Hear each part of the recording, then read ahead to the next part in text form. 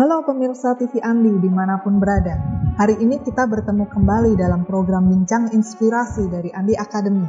Sebuah acara untuk kita dapat belajar bersama dan menambah pengetahuan dari narasumber-narasumber hebat kita yang menginspirasi.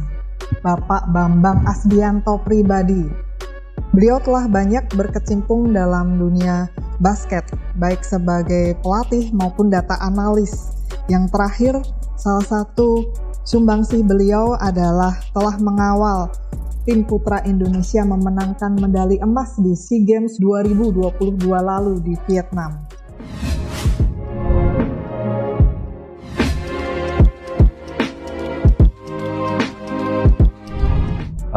Menarik. Bola basket Indonesia menurut saya semakin berkembang bahkan 10 tahun terakhir. Saya bisa mengatakan bahwa bola basket kita semakin bertumbuh menuju ke bola basket industri. Dan berbarengan dengan itu juga, selain dari beberapa klub yang muncul, lalu pertandingan-pertandingan yang semakin menarik, kita nggak bisa memungkiri kalau tahun terakhir Indonesia Basketball League, liga tertinggi Indonesia, semakin bertambah pesertanya dalam dua terakhir. Itu jadi bukti nyata kalau bola basket kita semakin maju. Lalu kemarin, beberapa waktu yang lalu, kita berhasil sukses menjadi tuan rumah FIBA Asia. Dan semoga itu juga akan terjadi tahun depan saat kita menjadi tuan rumah Piala Dunia.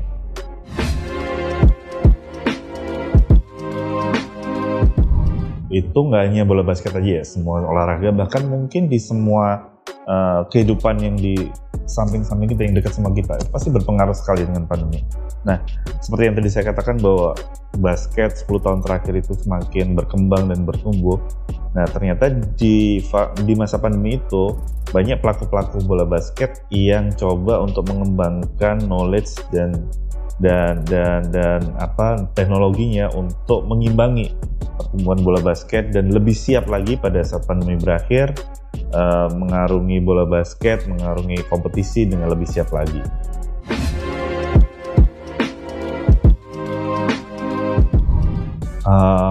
Ini menarik ya. Bola basket adalah late maturity sport, artinya olahraga yang kematangan dari seorang pemainnya itu di usia-usia yang udah lanjut, maksudnya dari early stage seperti cabur-cabur individu yang baru usia anak-anak gitu, mereka udah berprestasi bahkan tuh di dunia. Tapi di basket tuh susah.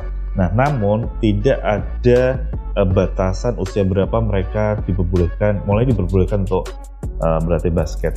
Usia 4, 5 tahun, 6 tahun mereka mulai belajar tentang motorik dan sensorik yang nantinya menjadi hal penting banget pada saat mereka ingin berprestasi di bola basket. Biasanya ke bola basket yang lebih khusus ya, lebih spesifik itu di usia 8 tahun mereka mulai dikenalkan dengan adanya ring, bagaimana memasukkan bola dan sebagainya.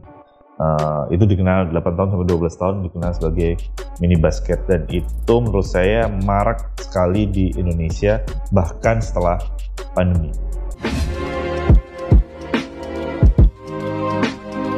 Kalau di mini basket itu kita kenalnya dengan fundamental, bukan fundamental. Jadi kita senang-senang kita bermain untuk belajar. Jadi bukan berlatih, tapi kita bermain.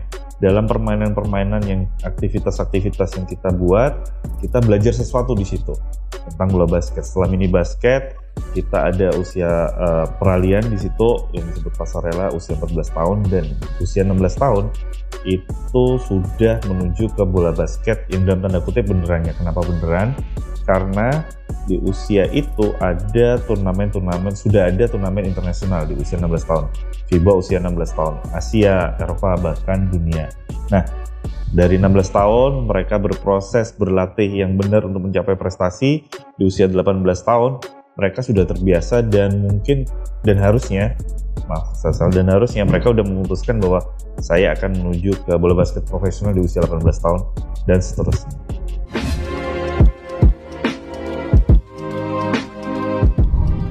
banyak hal yang mendukung sebuah tim untuk berprestasi.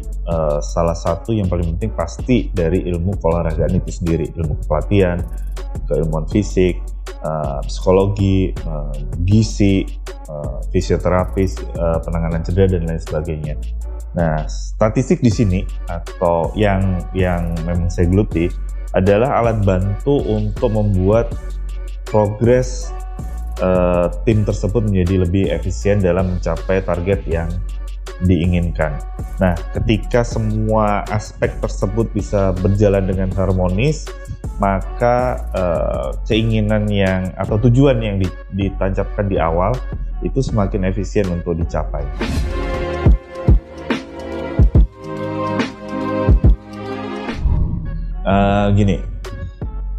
Kalau kita yang seperti saya bilang tadi, bola basket semakin hari semakin modern, semakin berkembang dan semakin bertumbuh. Pada saat kita nonton pertandingan itu ada data-data yang menggambarkan performa dari sebuah pemain ataupun sebuah tim. Nah, dari data-data itu kita simpulkan yang akhirnya bisa memberi kita informasi tentang performa atau penampilan tim tersebut. Nah, statistik adalah alat bantu yang membantu pelatih, pemain, manajer, orang tua bahkan, pengambil keputusan, wartawan, dan juga supporter. Saya akan menjelaskan lebih detail lagi. Bagi pelatih, statistik itu menjadi alat bantu untuk melihat lebih jelas, mengukur dengan pasti, dan juga sebagai alat bantu untuk membuat sebuah keputusan. Bagi atlet sendiri, statistik itu menjadi raport dia di mana sekarang dia berada dan apa yang harus dia capai untuk menjadi lebih baik.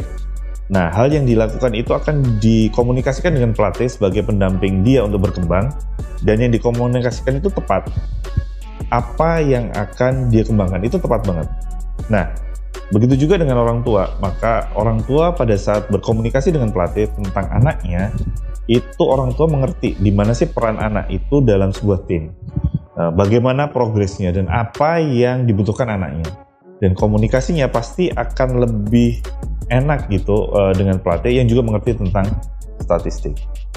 Lebih ke atas lagi, kita ngomongin manajer dan juga membuat keputusan, bagaimana dia sebagai manajer mengerti performa timnya secara jelas, sehingga pada saat membuat laporan untuk penyandang dana atau pemerintah daerah untuk tim daerah, pemerintah pusat untuk tim nasional, laporannya itu terukur dengan jelas gitu, performanya terukur dengan jelas.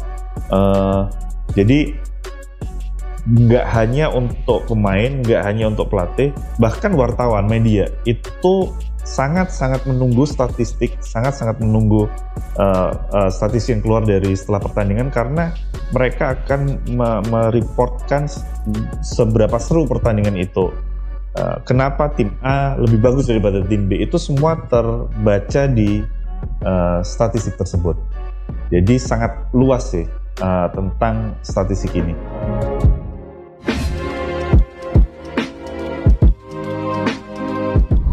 Iya, saya akan coba balik lagi ke pertanyaan sebelumnya karena saya lupa untuk menjelaskan tentang basketing ini. Jadi karena ini nyambung sih sama pertanyaan barusan. Jadi karena memang saya dari awal 2008 sudah mulai belajar sendiri tentang statistik dan terus akhirnya baca buku, berkomunikasi dengan beberapa pelatih, yang akhirnya statistik ini jadi alat bantu yang useful banget bagi perkembangan sebuah tim. Di Indonesia banyak banget buku bola basket khususnya yang menjelaskan tentang fundamental, taktik, strategi, psikologi. Tapi belum ada buku statistik yang berbahasa Indonesia. Itu yang mendorong saya untuk menulis Basketik ini. Buku statistik bola basket pertama yang berbahasa Indonesia. Nah, hubungannya statistik dengan video itu kental banget, bahkan biasanya tim atau orang yang mengerjakannya itu sama gitu. Kenapa? Kalau satu pertandingan bola basket itu biasanya sekitar 2 jam. Nah, dengan saya mereview dulu statistik, maka akan dapat informasi-informasi apa yang harus saya perhatikan, sisi mana yang harus saya perhatikan, dan waktu pertandingan kapan yang harus saya perhatikan. Sehingga pada saat nonton video itu saya nggak perlu nonton the whole game gitu, nggak perlu nonton semua pertandingan. Jadi beberapa hal yang sudah dimention oleh informasi yang saya dapat dari statistik itu tadi, sehingga kerjaan para game analisa itu semakin efisien lagi. Nah, dari statistik yang berupa data dan ada video, yang video itu nggak mungkin bisa bohong kan. Dua hal itu yang kita sampaikan ke kepala pelatih, sehingga kepala pelatih lebih jelas permasalahan atau mendapatkan informasi yang tepat.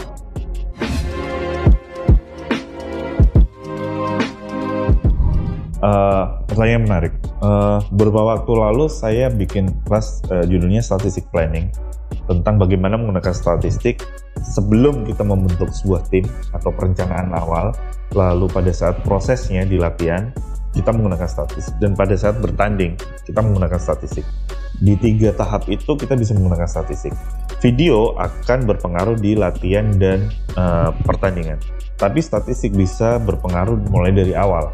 Dari awal pembentukan tim, kita sudah tahu, misal kita akan main di sebuah kompetisi gitu ya, kita udah tahu data-data tim juara atau tim 4 besarnya itu performanya seperti ini.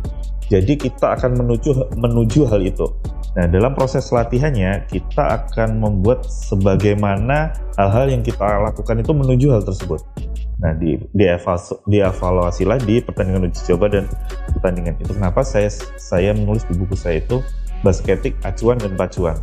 Sebagai acuan kita dalam berproses dan sebagai pacuan kita untuk meraih sesuatu.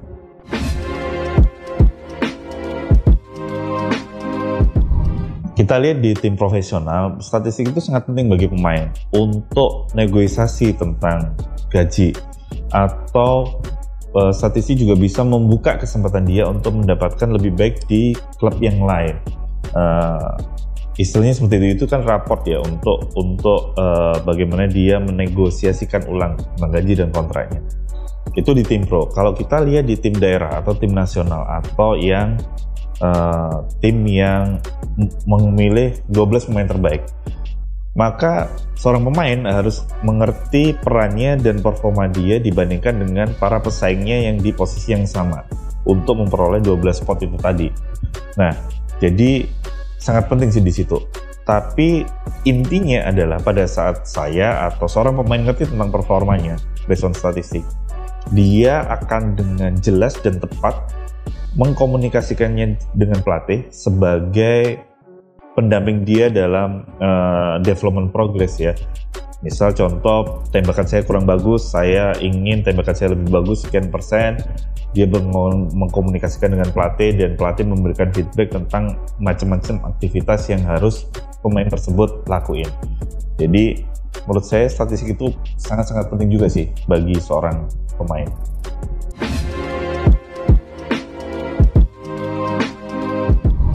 Saya akan coba menjelaskan dari hal yang paling mudah dilihat.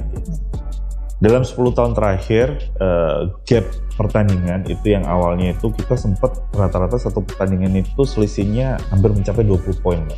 Jadi rata-rata satu musim itu satu pertandingan itu selisihnya 20 poin gitu.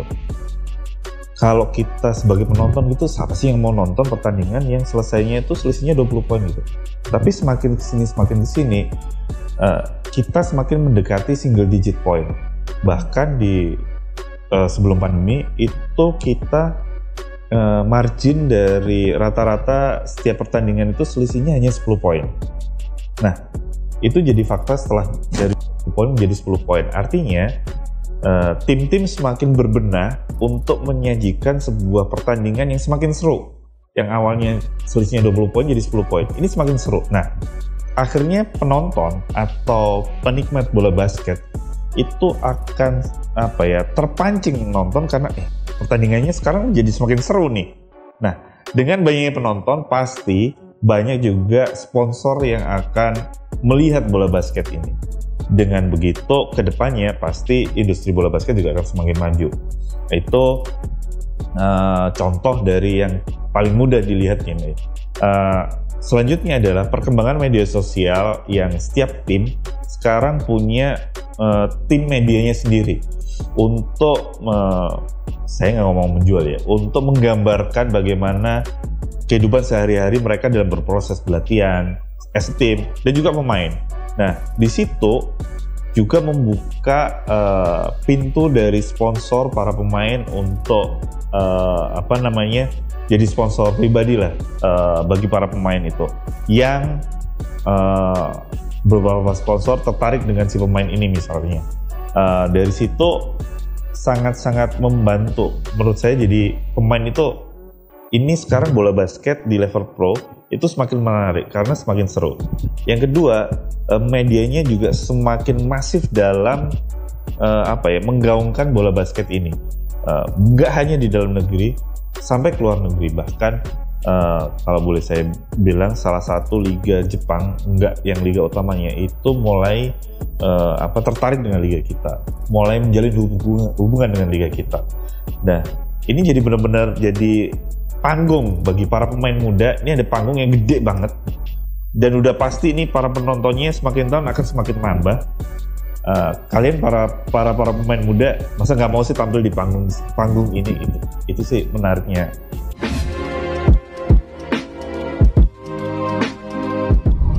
Itu memang nggak bisa dipungkiri ya.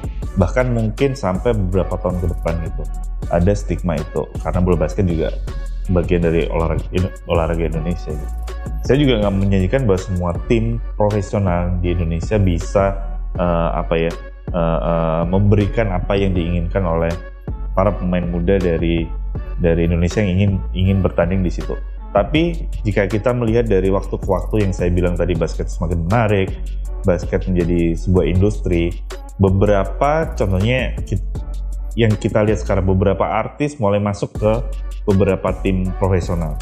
Ada Mbak Imbong, ada Gading Martin, ada Raffi Ahmad di Rans, dan ada di Bumi Purnia juga ada, dan di lain-lain. Nah, artis-artis aja sampai melihat gitu di panggung ini, kayaknya ini panggungnya menarik gitu, Nah, pada saat mereka terjun pasti ada sesuatu yang mereka berikan kan ke tim-tim bola basket. Nah, yang diberikan mereka itu ya pasti yang dirasakan oleh para pemain sekarang gitu. Banyak pemain-pemain bola basket Indonesia yang sudah hidup mapan dan juga sedang membangun kehidupan yang mapan buat keluarga dan lain-lain. Nah, menurut saya karena bola basket juga jadi olahraga yang sehat ya. Maksudnya sehat ini, kita semakin lama, yang saya bilang tadi, tim pro-nya nambah, timnya, lalu medianya nambah, sponsornya nambah, jumlah pertandingannya sekarang lebih kompetitif dan lain sebagainya. Jadi nggak ada alasan untuk pemain muda nggak berkembang, nggak bertumbuh di basket profesional Indonesia.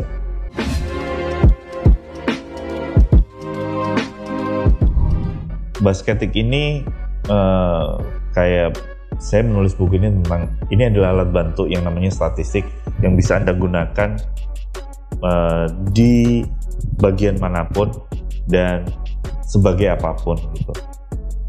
Di Indonesia kita mengenal DBL, pertandingan SMA yang setiap tahun diadakan oleh PT DBL dan juga setiap tahun bertambah pesertanya dan lain-lain. Kalau dulu DBL nggak ada statistiknya di setiap pertandingan. Sekarang setiap pertandingan DBL ada statistiknya, mulai dari yang level di kota sampai nanti di level, kalau seperti di Jawa Timur ada 2 region gitu ya. Semua pertandingan ada statistiknya. Di tim profesional baik putra maupun putri, di liga mahasiswa, semua pertandingan sekarang memberikan laporan statistik di end of game atau di halftime, di tengah pertandingan, untuk membantu pelatih dalam mengevaluasi dan lainnya. Saya nggak menjanjikan kalau statistik akan membawa tim Anda berprestasi, tapi saya menjanjikan bahwa statistik ini akan membuat progres Anda lebih efisien dalam berprestasi. Nah, hal ini juga yang membantu yang membuat pertandingan-pertandingan itu lebih menarik di level DBL, di level Liga Mahasiswa, di level tim profesional. Semakin tim-tim memakai statistik, semakin tim-tim mengerti keunggulan dan juga kelemahan lawan, maka pelatih-pelatih pasti berpikir bagaimana menutupi kelemahan itu.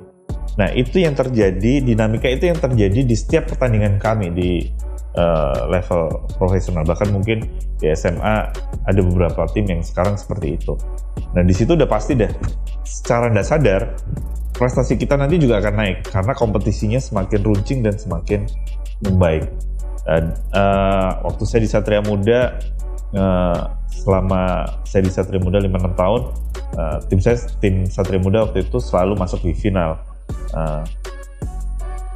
Jadi memang statistik itu jadi alat bantu yang benar-benar useful banget lah bagi sebuah tim untuk lebih efisien. Karena udah tahu nih kelemahannya apa, bagi kita gimana cara baikinya, kelemahan tim lawan apa, ya sudah kita buat perencanaan untuk menuju yang terbaik. Gitu Mbak.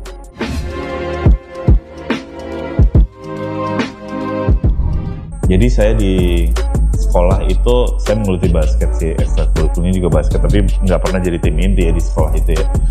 Sampai di kampus ikut di latihan dari UKM-nya, dan kebetulan saya cedera yang saya nggak bisa lagi untuk beraktivitas secara normal seperti sebelumnya. Nah setelah itu saya nggak basket lagi, untuk nggak main basket. Nah suatu hari saya lagi di dapur makan, ibu saya lagi bikin nasi goreng. Saya ingat banget waktu kejadian itu. Lalu ibu saya kayaknya nyeletuk aja sih, beliau nyeletuk aja sih, menanya ke saya, kamu nggak basket lagi? Itu jadi kayak, lah kan saya cedera, saya nggak bisa main basket lagi. Lalu jawaban ibu saya cuma bilang, oh kayak dia mau ngomong karena cedera terus berhenti main basket. Sepertinya kalimat lengkapnya gitu sih, tapi apa yang keluar dari beliau cuman oh gitu doang. Terus sambil makan nasi goreng itu saya berpikir bahwa kalau emang saya cinta bola basket, saya benar-benar suka dengan bola basket, saya bisa berkarya di basket bukan sebagai pemain. Kalau jadi wasit sama juga lari-lari.